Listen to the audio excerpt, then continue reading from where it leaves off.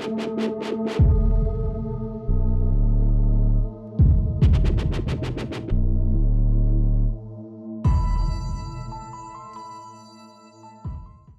this is Brian Forster, and today we're in the little town of Chucuito near Lake Titicaca in Peru, and we're going to be observing what is called the Fertility Temple. Now, some people think that these objects that you're looking at now are mushrooms, but in fact, it's going to become quite obvious that there you see in the background, that they represent phalluses. And so, according to documentation, this was an Inca temple that was used for fertility rites by both men and women. Men in order to become potent, and women in order to become pregnant. Now, what you've already seen is that the outer wall is superior to the inner wall. So clearly this was a much, much older site of a megalithic construction than was found by the Inca and was rebuilt. Here are the phalluses. Some are turned upwards, some upside down, and who knows whether or not this site was damaged over the course of time by the Catholic Church, which is in the background. There you see a rough carving of what is believed to be a condor, and now here an obvious phallus. The stone is basalt, which supposedly is local, but we were never told exactly where the quarry is located. So the reasoning for some being up and some being down could be that the ones facing upwards are receiving energy from the sun, and the other ones downwards to fertilize Pachamama, or Mother Earth. But again, who knows if they're in their original positions or not? There are approximately 80 of them. So you can see the exterior wall is superior to the interior one. So this is the much, much older megalithic aspect. There is no mortar or cement of any kind involved. Everything is tight-fitting. Notice the curvature of the stones and that they interlock in quite a precise manner. Not perfectly, as we see in constructions in Cusco, but still a very nicely done job that could not have been done using copper or bronze tools. As we look at the foundation, once again, incredibly tight-fitting stonework.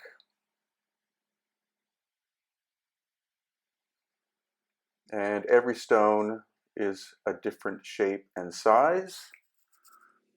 They're mainly rectangular blocks. It's not like the polygonal work that we see in Cusco where you have multifaceted stones, some with as much as 12 angles.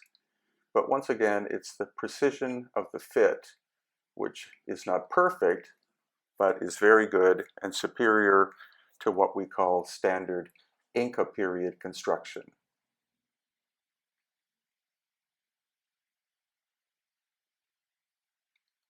And here we are going down another one of the walls, and again you can see the relatively tight-fitting stonework.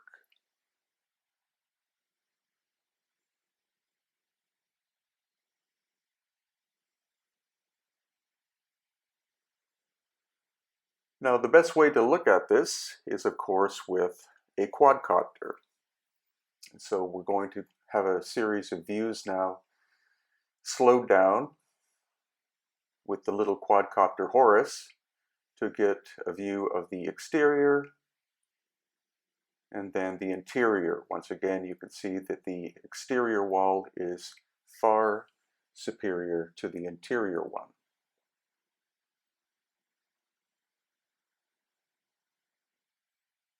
And moving backwards,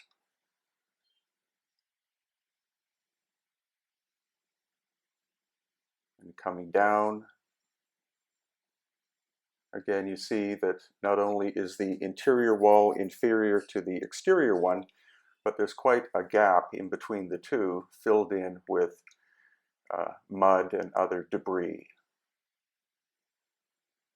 In any megalithic construction, the workmanship is flawless from the outside to the inside, and in this case, of course, we can see that the inner wall was obviously done later by the Inca culture, or another culture from the Lake Titicaca area.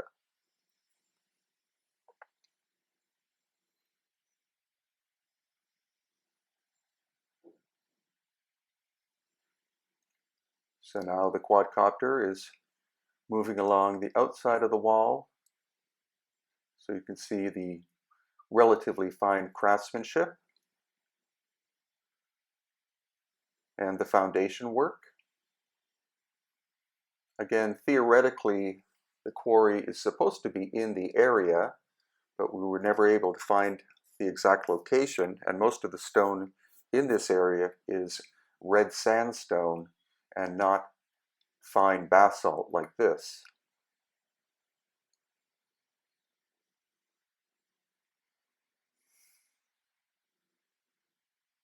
So another approach to this little fertility temple. It's probable that the walls were originally higher, and it could be that the higher stones were recycled by the Inca, broken up, and then they made the inferior wall construction out of that material.